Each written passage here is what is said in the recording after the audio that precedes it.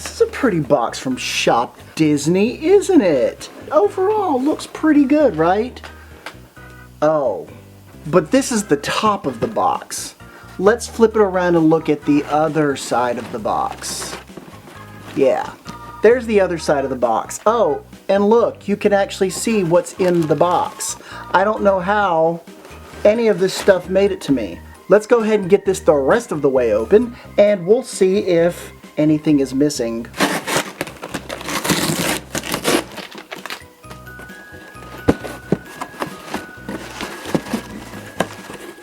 at this, you can see both pins are literally sitting right here. So I got Series 3 of my Pixar Remix pins. Now I was only able to get 2 of them, unfortunately, because I forgot that they were on sale that day. Packing slip, tissue paper, and that's it.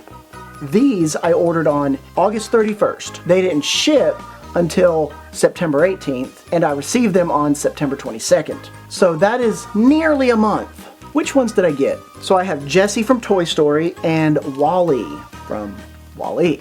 Unfortunately, the ones that I didn't get were Flick from A Bug's Life and Syndrome from The Incredibles. So if anybody has those and they want to send them my way, let me know.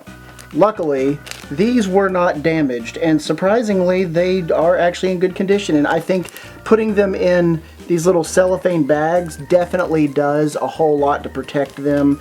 You wouldn't think that there would be a lot of structural integrity with these cellophane bags, but there is. It's just that extra layer of protection. Now, let's talk about this box. After doing some research, what I've noticed is that every single item, without fail, that I receive from the Shop Disney Tennessee Fulfillment Center comes just like this. In contrast, here's a package from Ontario, Canada, and I will open this in another video. So why is it that the Tennessee Fulfillment Center keeps sending these gigantic boxes? Why? Disney, answer my question. I have emailed you at this email address many, many times. I've called you many, many times. I need an answer, because this is absolutely ridiculous.